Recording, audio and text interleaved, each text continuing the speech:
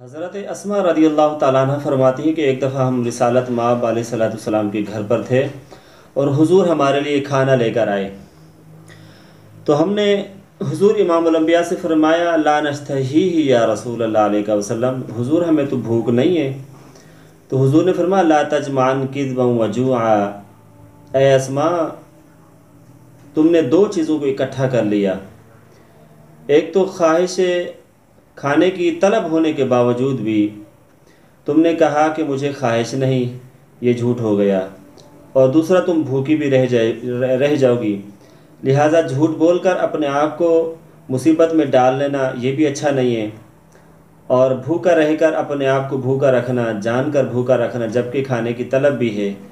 اور کہہ دینا کہ مجھے طلب نہیں ہے تو اپنے آپ کو بھوکا رکھو گی، یہ بھی ہمارے لیے مصیبت ہے۔ تو اللہ کے نبی نے فرمایا لا تجمعن کذبا وجوعا، اپنے آپ کو بھوک اور جھوٹ سے بچا کر رکھو۔ معلوم ہوا کھانے کی جب طلب ہو تو کھانا کھا لینا چاہیے، اور اس میں کھانا کھا لینے میں کوئی مذائقہ نہیں ہے۔ اور مسئلے کی روح سے یہ بھی حضور کی سنت سے یہ بھی ثابت ہوتا ہے کہ کھانا اگر کسی کو صلہ مارو تو کھانے کے لیے اگر وہ ہاں کہہ دے تو یہ بھی نہیں کہنا چاہیے دیکھو میں نے تو ویسے ہی صلہ ماری تھی، اس نے ہاں کر ڈالی۔ تو لہٰذا حضور امام الانبیاء نے فرمایا کہ لا تجمعن کذبا وجوعا، جھوٹ اور بھوک سے بچو کہ یہ دونوں ہمارے لیے مصیبت ہیں، بھوک دنیا کی مصیبت ہے اور جھوٹ آخرت کی مصیبت ہے، یہ مصیبت بھی مشکل ہے اور وہ مصیبت بھی بہت تکلیف دہ امر ہے۔ تو ثابت ہوا کہ جب کھانے کی طلب ہو تو کھانا کھا لینا چاہیے، اور کھانے کی کسی کو صلہ ماری جائے اور وہ ہاں کر دے تو اس کو برا محسوس کیے بغیر اس کو کھانا بھی لازمی پیش کرنا چاہیے، یہ حضور کی سنت ہے ہمارے لیے، لہٰذا ہم جھوٹ سے بھی بچ جائیں گے اور بھوک سے بھی بچ جائیں گے۔ اور دوسری بات یہ ہے کہ کھانا کھانے کے دوران ہمارے گھروں میں چھوٹے ہوں یا بڑے ہوں کبھی کبھار ایسا بھی ہو جاتا ہے، کھانا اگر پسند ہو تو کھانا کھا لیا جاتا ہے اور منڈ کر کھایا جاتا ہے، مگر اگر خدا نخواستہ کھانے میں کسی قسم کی کوئی کمی ہے، نمک کم ہے یا کچھ ہے ایسا ہے ویسا ہے، تو اس وقت ہم جو ہے کھانے میں 100 عیب نکال لیا کرتے ہیں۔ اللہ کے حبیب سرور کونین علیہ الصلوۃ والسلام کی میں آپ کو حدیث پاک پیش کرتا ہوں۔ حضرت ابو ہریرہ رضی اللہ تعالیٰ عنہ سے مروی ہے، رحمت دو عالم کسی کھانے کی مذمت نہیں کیا کرتے تھے، اگر دل چاہا کھا لیا،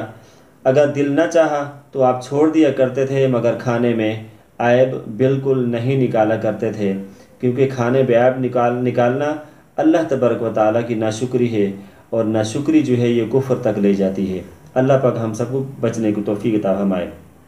اور تیسری بات یہ ہے کہ ہم جب کھانا کھانے کے لیے بیٹھتے ہیں مجمع عام کے اندر، چاہے کھانا لنگر شریف کا ہو، کھانا گھر کا ہو، دعوت ہو، ولیمہ ہو، کوئی بھی موقع ہو، تو اس دوران ہم خیال کرتے ہیں، اس چیز کا ہم دیکھ رہے ہوتے ہیں کہ کوئی کھانا کھانے والا ہمارے برابر کا آئے، ہمارے ہم پلہ آئے تو ہم اس کو کھانا کھانے کے لیے بٹھا لیتے ہیں، اگر ہمارے ہم پلہ نہ ہو تو ہم اس کو کھانا کھانے کے لیے بیٹھنے سے ہم جو ہے گریز کیا کرتے ہیں، یا پھر بعض اوقات نفرت کے الفاظ بھی کہہ سکتے ہیں، نفرت کیا کرتے ہیں۔ آئیے سرور کونین علیہ الصلوۃ والسلام کی سیرت پاک کا مطالعہ کرتے ہیں، اللہ کے حبیب اس حوالے سے کیا عمل کیا کرتے تھے۔ حضرت جابر رضی اللہ تعالیٰ عنہ سے مروی ہے کہ رسول خدا علیہ الصلوۃ والسلام نے دیکھا کہ آپ کھانا کھا رہے ہیں، اور آپ نے دیکھا سامنے ہی ایک شخص ہے جو کوڑ زدہ ہے، اس کو کوڑ کی بیماری ہے کہ جسم پورا جیسے گل جاتا ہے، تو اس دوران حضور نے اس کو بلایا، اپنی طرف بلا کر اس سے فرمایا کہ آؤ کھانا کھا لو، تو اللہ کے بندے آؤ کھانا کھا لو۔ اس شخص نے تھوڑا سا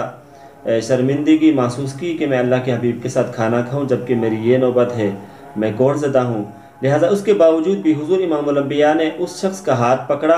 اور اپنے پاس بٹھا لیا، یہاں تک کہ میں حدیث پاک لے کر بیٹھا ہوں۔ حضرت جابر رضی اللہ تعالیٰ عنہ سے یہ مروی حدیث پاک ہے، حضور امام الانبیاء نے اس کوڑ زدہ آدمی کا ہاتھ پکڑا، ہاتھ پکڑ کر جس پیالے میں خود کھا رہے تھے اس پیالے میں اپنا اس کا ہاتھ جو ہے ڈال دیا، اور فرمایا کہ کل سکتم باللہ وتوکلا علیہ، اللہ تعالیٰ پر بھروسہ کرتے ہوئے اور اللہ تبارک و تعالیٰ پر توکل کرتے ہوئے تم کھانا کھاتے رہو، لہٰذا تمہیں گھبرانے کی، شرمانے کی کوئی ضرورت نہیں ہے۔